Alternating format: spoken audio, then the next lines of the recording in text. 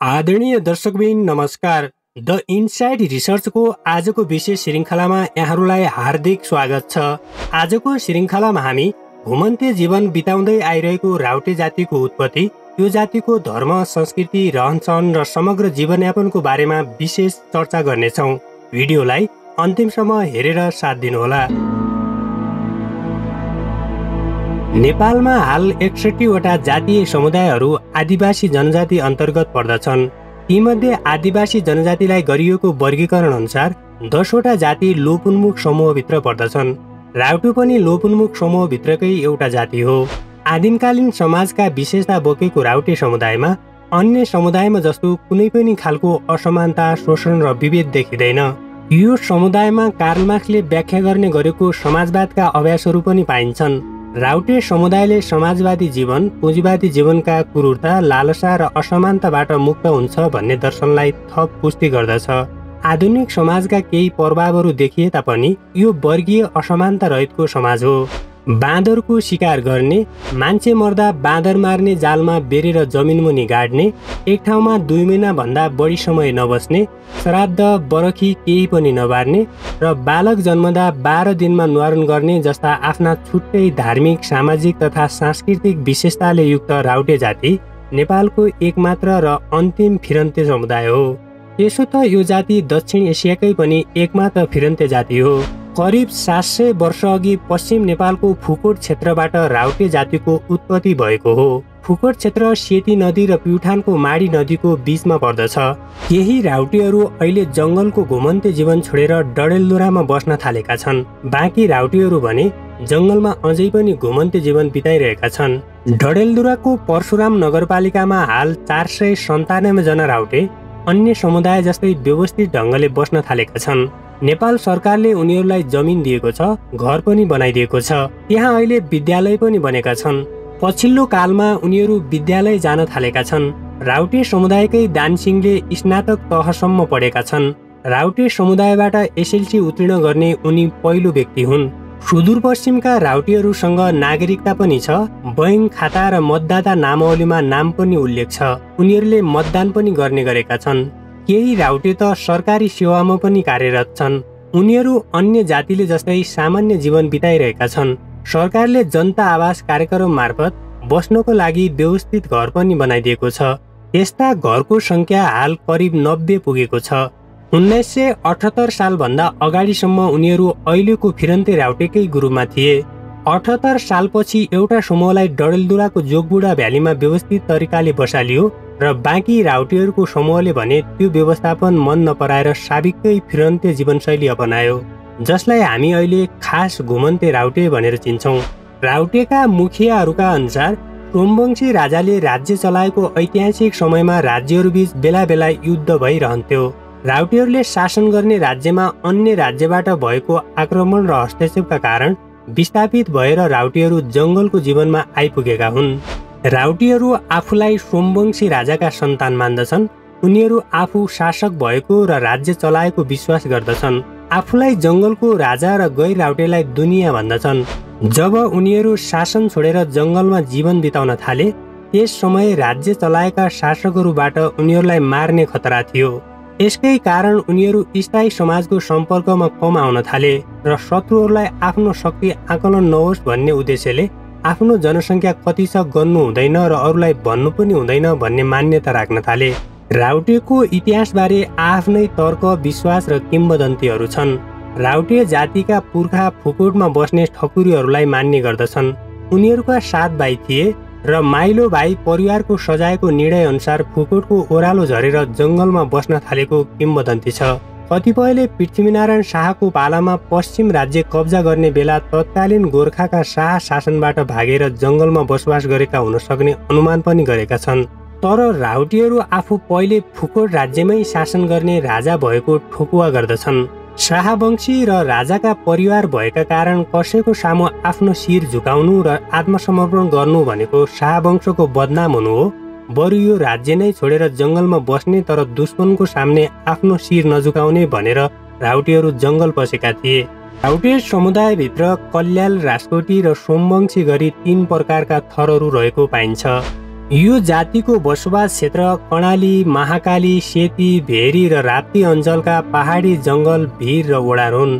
यद्यपि यिनीहरू मुख्य रूपले दैलेख, सुर्खेत, सल्यान, जाजरकोट, कालीकोट, अछाम तथा त्यस आसपासका जिल्लाहरूका जङ्गल, पहाडको खोज, टाकुरा र नदी किनारहरूमा बसाइँ सरिरहन्छन्। राउटीहरू एक ठाउँमा 2 महिनाभन्दा बढी बसोबास गर्दैनन्। बसेको ठाउँमा कुनै सदस्यको मृत्यु भएमा तत्काल त्यो ठाउँ छाड्नुपर्ने चलन रहेको छ। मान्छे मरेको ठाउँलाई अशुभ मान्ने भएकोले कुनै सदस्यको मृत्यु भएमा तत्काल मृतकलाई त्यही ठाउँमा गाडेर सबैजना रुँदै कराउँदै अर्को बासको खोजीमा हिँड्दछन्। नयाँ ठाउँमा पुग्दा उनीहरूलाई मृत्युको पीडा भुल्न पनि सजिलो हुन्छ। लामो समयसम्म कसैको मृत्यु नभए पनि त्यस ठाउँमा अन्य मानिसको चहल पहल धेरै बढ्यो र असुरक्षा महसुस भयो भने पनि उनीहरू बसाइ सर्ने गर्दछन्। राउटीहरू नयाँ ठाउँमा बसाइ सर्दा उपयुक्त ठाउँको छनौट भने गर्दैनन्। हिँड्दै जाँदा जहाँनिर रात पर्छ त्यो ठाउँ नै उनीहरूको लागि नयाँ वासस्थान बन्न पुग्छ। राउटे जातिको प्रमुख मान्छेलाई मुखिया भनिन्छ। प्रारम्भिक समयमा मुखियाका सन्तान नै मुखिया बन्ने प्रचलन रहेकोमा बिस्तारै यो समुदायले मुखिया चुन्ने प्रचलनको विकास गरेको पाइन्छ। यो समुदायमा महिलाहरू मुखिया बन्ने प्रचलन भने देखिँदैन। समुदायका महत्त्वपूर्ण निर्णय मुखियाले गर्दछन् र मुखियाले गरेको निर्णय नै सर्वमान्य हुन्छ। जनताको हित विपरीत काम गर्ने तथा आफ्ना जनताको जीविकाप्रति चासो नदिने मुखियालाई पदबाट हटाउने प्रचलन रहेको छ। पहिले एकजना मात्र मुखिया हुन्थे, तर पछिल्लो समयमा गोत्रका आधारमा कल्याल, राजकोटी र सोमवंशी गरी 3वटै उपजातिहरूका छुट्टा-छुट्टै मुखिया छनौट गर्ने चलन रहेको छ र उनीहरू मध्ये पनि एकजना महामुखियाको रूपमा रहने व्यवस्था छ। राउटे लोप उन्मुख सीमान्तकृत वर्ग उत्थान प्रतिष्ठानको अध्यक्ष सत्यदेवी खड्का हुन्। उनलाई राउटेहरूले भान्जी भनेर सम्बोधन गर्दछन्।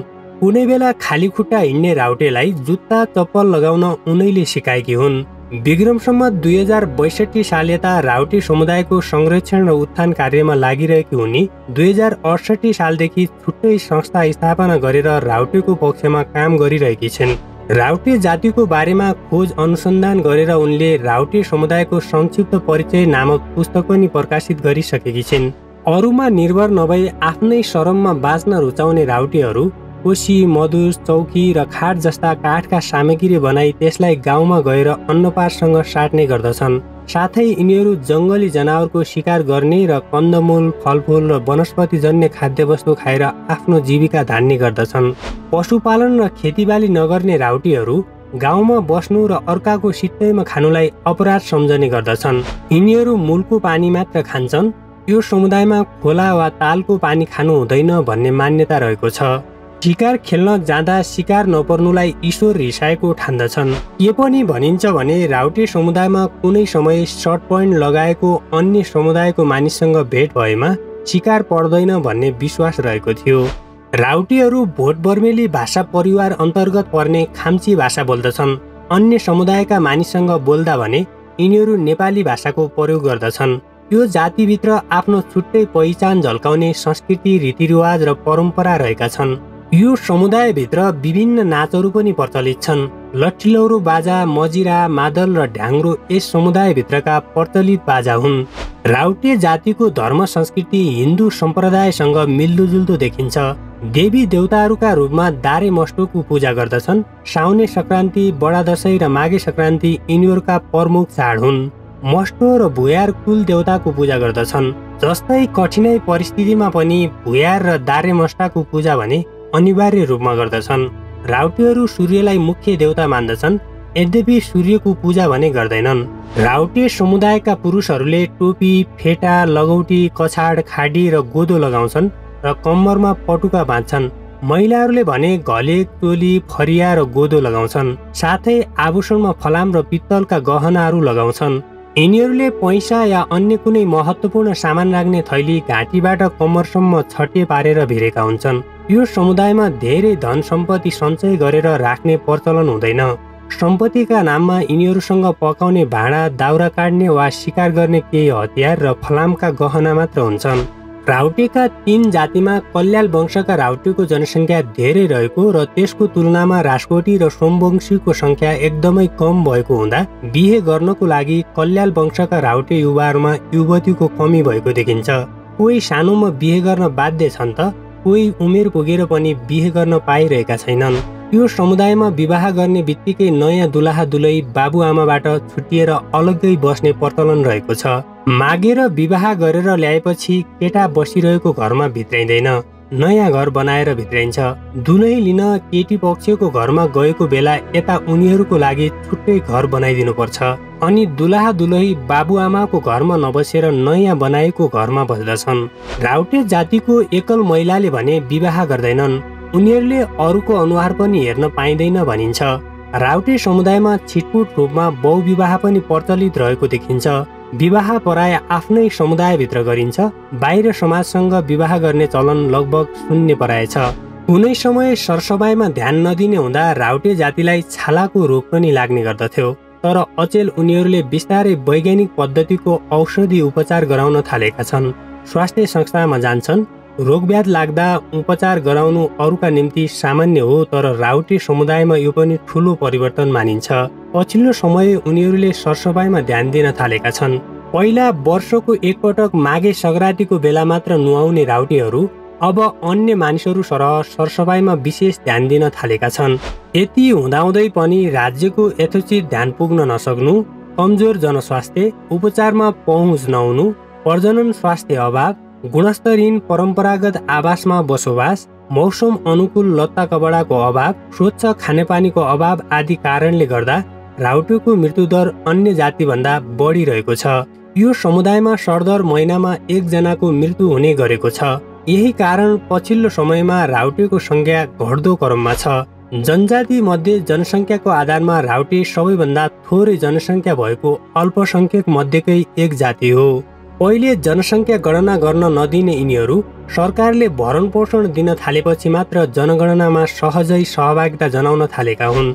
विक्रम सम्वत 2078 को राष्ट्रिय जनगणना अनुसार राउटेको जनसङ्ख्या 566 जना रहेको छ, जसमध्ये 289 पुरुष र 277 जना महिला रहेका छन्।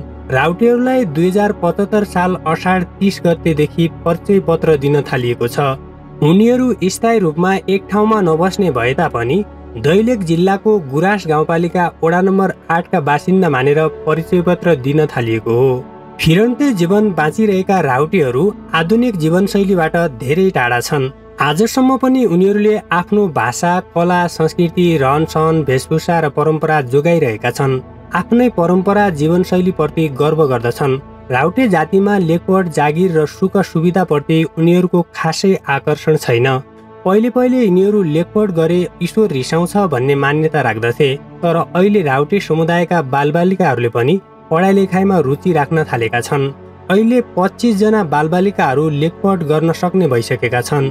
कुनै बेला पैसा छोए पाप लाग्छ भन्ने मान्यता राख्ने यो जातिमा बिस्तारै पैसाप्रति आकर्षण बढ्न थालेको छ।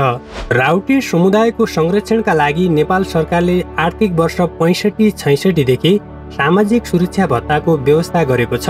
प्रति व्यक्ति 500 रुपैयाँबाट सुरु भएको सामाजिक सुरक्षा भत्ता अहिले 3000 पुर्याएको छ। यो समुदाय एकै ठाउँमा बसोबास नगर्ने भएकोले बसोबास गरिरहेको स्थानीय तहबाट सामाजिक सुरक्षा भत्ता वितरण गर्ने व्यवस्था मिलाइएको छ। विडम्बनाको कुरा त के भने, सोझा र निर्दोष स्वभावका राउटेहरू पछिल्लो चरणमा जाँड रक्सी र मदिराजन्य कुलतमा फसेको देखिन्छ। सरकारले विशेष गरी लगाउने लत्ता कपडा र खाने खाद्यवस्तुमा खर्च गर्ने उद्देश्यले दिएको सामाजिक सुरक्षा भत्तालाई उनीहरू जाँड रक्सीमा खर्च गर्ने गरेको देखिन्छ। राउटे जाति नेपालका आदिम संस्कृतिको प्रतिनिधि समुदाय हो। नेपाललाई विश्व जगतमा चिनाउन र नेपालको सांस्कृतिक विविधता झल्काउन राउटे जातिले महत्त्वपूर्ण भूमिका खेलेको छ। धन सम्पत्ति र पद प्रतिष्ठाको पछाडि दौडिरहेको आजको समाजलाई राउटे समुदायले सादगीपूर्ण जीवन बिताएर पनि खुसी र सन्तुष्ट हुन सकिन्छ भन्ने सन्देश दिएको छ। द इनसाइड रिसर्चको आजको विशेष श्रृङ्खला यही सकिन्छ। यस्तै सत्य, तथ्य र खोजमूलक भिडियो सामग्रीको लागि हाम्रो युट्युब च्यानललाई सब्स्क्राइब गर्न नभुल्नुहोला। साथै सल्लाह, सुझाव तथा प्रतिक्रिया भए कमेन्ट बक्समा अवश्य लेख्नुहोला। अर्को हप्ताको शुक्रबार साँझ ठिक 7 बजे अझै रोचक तथा जानकारीमूलक भिडियो सामग्री सहित नयाँ श्रृङ्खला लिएर हामी उपस्थित हुने नै छौँ। त्यतिन्जेलसम्मको लागि बिदा दिनुहोस्। नमस्कार।